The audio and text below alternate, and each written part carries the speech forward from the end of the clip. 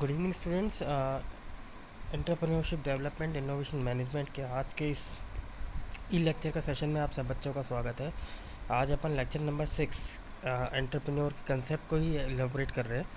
तो शुरुआत करते हैं। तो जोसेफ स्कैम्पटन ने कहा था कि जो एंटरप्रेन्योर है ये एक एडवांस्ड इकनॉमी के तौर पर देखी जा सकती है, जो कि एक इंडिविजुअल द्वारा इंट्रोड्यूस किया जाता है कुछ नया, समथिंग न्यू इकोनॉमी के अंदर, इन चाहे वो बिज़नेस के तौर पे हो या कुछ भी। और इसके अंदर हम क्या देख रहे हैं कि ये एक मेथड है जिसके अंदर प्रोडक्शन के सभी मेथड्स को कंबाइंड करके एक पर्सन एक प्रोडक्ट और सर्विस बना रहा है और उसको किसी एक दाम पे बेच रहा है।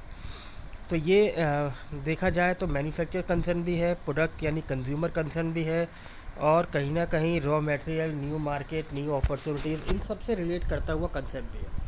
तो यदि अपन एंटरप्रेन्योर के फंक्शंस की बात करें तो सबसे पहले क्या देखते हैं कि एंटरप्रेन्योर जो है एक न्यू प्रोडक्ट को इंट्रोड्यूस करता है, एक न्यू मेथड ऑफ प्रोडक्शन को इंट्रोड्यूस करता है, न्यू मार्केट को डेवलप करता है, new sources of raw material को डेवलप करता है, और अकॉर्डिंग टू दैट अपने यहाँ पे चेंजेस करता है। तो यदि अपन एंटरप्रेन्योर को कंक्लूड करें, ये एक वो पर्सन है जो कि रिस्क को बियर करता है, प्रोडक्शन के वेरियस फैक्टर को कंबाइन करता है, अपॉर्चुनिटीज़ को एक्सप्लोर करता है, और डिमांड के साथ साथ वेल्थ को क्रिएट करते हुए अनएम्प्लॉयमेंट की अपॉर्चुनिटीज़ को भी, यानी कि एम्प्लॉयमेंट की अपॉर्चुनिटीज़ को भी जनरेट कर रहा है। इसे ही अगर हम एंटरप्रेन्योरशिप की बात करें, ये एक सिनोनियम्स यूज़ किया जा रहा है एंटरप्रेन्योर के साथ। क्यों? क्योंकि ये एक ही सिक्के के दोनों पहलू हैं। एंटरप्रेन्योरशिप को देखा जाए तो ये एक इनविजिबल प्रोसेस है जो कि आपको लिंक करता है किससे? एक इंडिविजुअल की साइकोलॉजी से कि इसको बिजनेस करना है, एक एंटरप्रेन्योर की कैरेक्टरिस्टिक्स से, क्वालिटीज़ से, सोशल के एनकरेजमेंट से, बिजनेस की अपॉर्चुनिटीज़ से, गवर्नमेंट की पॉलिसीज़ से, जो रिसोर्सेज अवेलेबल हैं उनसे, कॉमन गुड्स डेवलपमेंट और सोसाइटी का डेवलपमेंट, इन सब चीज़ों से ये एक प्रोसेस है जो कि इंटरलिंक करता है। एंटरप्रेन्योरशिप एक प्रोसेस भी है जिसके अंदर हम अपॉर्चुनिटीज़ को आइडेंटिफाई करते हुए मार्केट के अंदर किस मार्केट में हमें वो गुड्स या सर्विसेज देनी है, वो अपॉर्चुनिटी इनकैश करनी है, वेरियस रिसोर्सेज को कैसे प्लान करके एक साथ एक जगह इकट्ठा करना है ताकि उनका प्रॉपर यूटिलाइजेशन हो सके। ऐसे ही वेल्थ कैसे इंक्रीज़ करनी है अपनी इन रिसोर्सेज को यूज़ करते हुए, और कैसे एक नया बिजनेस, एक नया आइडिया ऑपरेट होगा, ये सब चीज़ें हम इसके अंदर देखते हैं। यदि हम कोले के अनुसार सुने, एंटरप्रेन्योरशिप क्या है? एक ऐसी एक्टिविटी है जो पर्पस की वजह से की जा रही है। पर्पस का मतलब है कि जो आपने सोचा है एक इंडिविजुअल के द्वारा या फिर एक ग्रुप के द्वारा कि हमें एक काम करना है, हमें एक बिज़नेस क्रिएट करना है, हमें एक बिज़नेस स्टार्ट करना है, जो कि इनिशिएशन भी करता है, मेंटेन भी करता है, और प्रॉफिट के साथ साथ डिस्ट्रीब्यूशन भी कर रहा है। यदि हम हिस्ट्री देखें तो हमारे सामने हिस्ट्री में बहुत सारी चीज़ें आती हैं। सबसे पहले आती है इंडियन वैली सिविलाइजेशन, जिसे हम लोग कहते हैं हड़प्पन सिविलाइजेशन।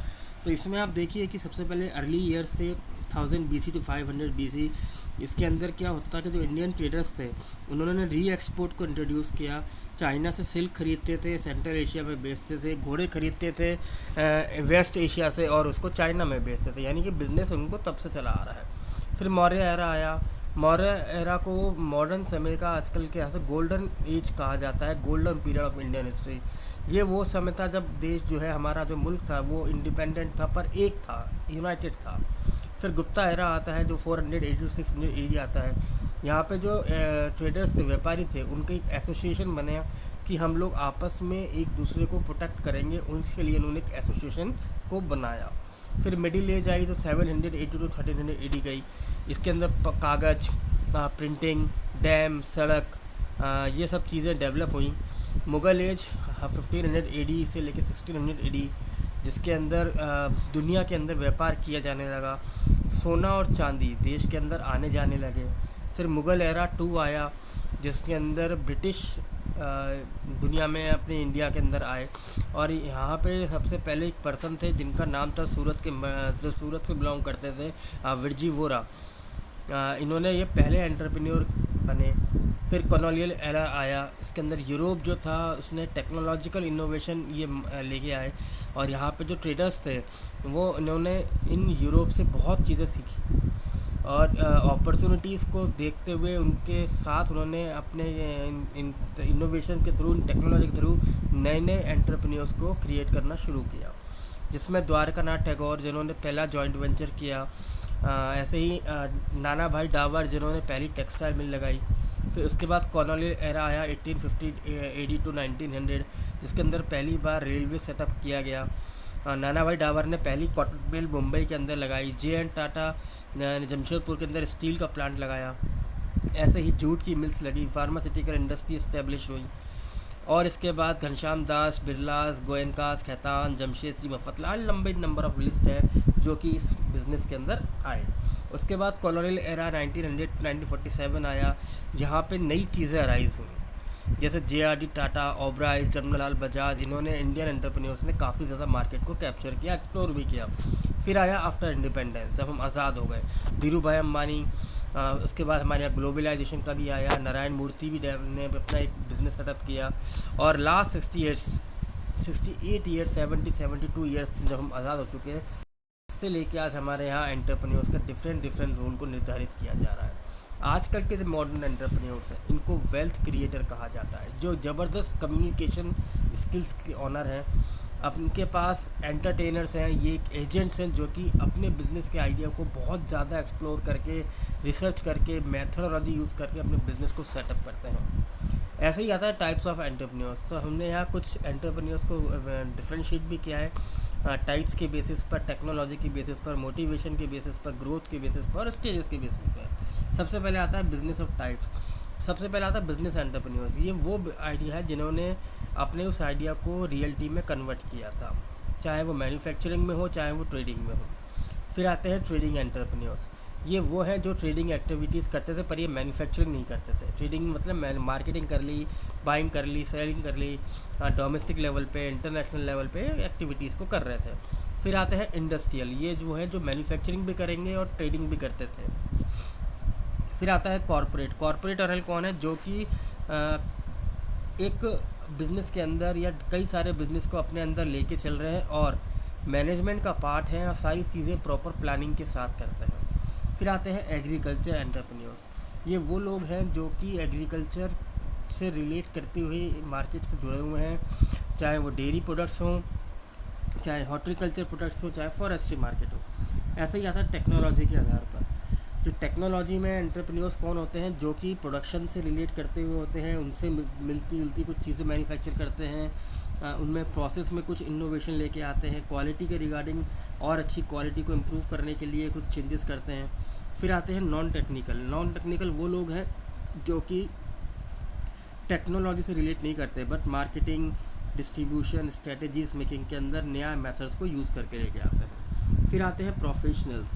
ये वो हैं जो कि सेल्स से स्टार्ट करते हैं, एक बिज़नेस को पकड़ते हैं, स्टार्ट करते हैं, उसको सेल आउट कर देते हैं, फिर दूसरे बिज़नेस को स्टार्ट करते हैं, फिर सेल आउट कर देते हैं। तो ये अपने न्यू एक्सपीरियंस से नए नए स्टार्ट्स को बिज़नेस को स्टार्टअप करते हैं। फिर आता है मोटिवेशन। मोटिवेशन कौन से होते हैं, पहला है प्योर एंटरप्रेन्योर्स।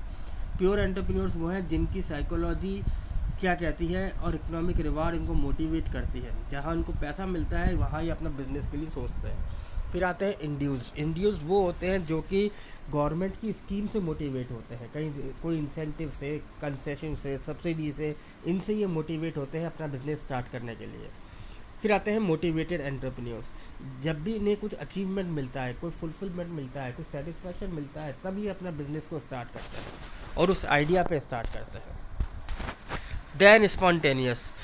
स्पॉन्टेनियस कौन कौन से होते हैं, ये बॉर्न एंटरप्रेन्योर्स होते हैं। इनके अंदर बचपन से ही क्या है कि कॉन्फिडेंस और विज़न क्लियर होता है। फिर आता है ग्रोथ। ग्रोथ में हमारे पास दो हैं, ग्रोथ और सुपर ग्रोथ। ग्रोथ एंटरप्रेन्योर्स वो होते हैं जो कि एक बार एक सेक्टर में एंटर करते हैं ये सोचते हुए कि इसमें हाई ग्रोथ रेट है, और ये एक पॉजिटिव थिंकर है। ये बिज़नेस में जब एंटर करते हैं तो ये सोचते हैं कि ये मार्केट बढ़ेगा ही बढ़ेगा। ऐसे सुपर ग्रोथ वाले कौन होते हैं, जब ये किसी बिज़नेस में एंटर करते हैं तो ये बहुत जल्दी मार्केट में ग्रोथ देखने को मिलती है इनके आने से, और इनका जो कर्व है वो बहुत जल्दी स्पीडली आगे चला जाता है। फिर आता है स्टेजेस के बेसिस पे भी हमने मार्केट को, एंटरप्रेन्योर्स को डेवलप किया है। सबसे पहला है first generation. First generation entrepreneur वो होते हैं जिन्होंने बिज़नेस स्टार्ट किया था, जो इनोवेटर थे, जिन्होंने रिस्क को लिया था और पहली बार किसी फैमिली में बिज़नेस को जोड़ा था। मॉडर्न एंटरप्रेन्योर्स ये वो हैं जो कि बिज़नेस की फिजिबिलिटी को चेक करते हैं और मार्केट की डायनामिक्स को ये लोग क्या करते हैं, अडाप्ट करते रहते हैं और उसके अकॉर्डिंग ये नई नई बिजनेसेस को स्टार्ट करते हैं। फिर आता है क्लासिकल। क्लासिकल कौन से हैं, जो कि एक स्टीडी ग्रोथ के साथ मार्केट में चलना चाहते हैं। और ये क्लासिकल इसलिए भी है क्योंकि ये कस्टमर्स की नीड को सेटिस्फाइड करते हुए अपने बिज़नेस को चलाते हैं। इनको क्विकर ग्रोथ नहीं चाहिए होती, इनको एक स्टडी ग्रोथ चाहिए होती है। ऐसे ही एरिया वाइज भी एंटरप्रेन्योर्स होते हैं। कुछ एंटरप्रेन्योर्स ऐसे होते हैं जो गाँवों के अंदर अपना बिजनेस स्टार्ट करते हैं, जिनको हम रूरल एंटरप्रेन्योर्स कहते हैं। और कुछ ऐसे हैं जो कि शहरों के अंदर और शहरी प्रोडक्ट और चीज़ों से रिलेट करते हुए एंटरप्रेन्योर्स होते हैं, उनको हम अर्बन एंटरप्रेन्योर्स कह रहे हैं।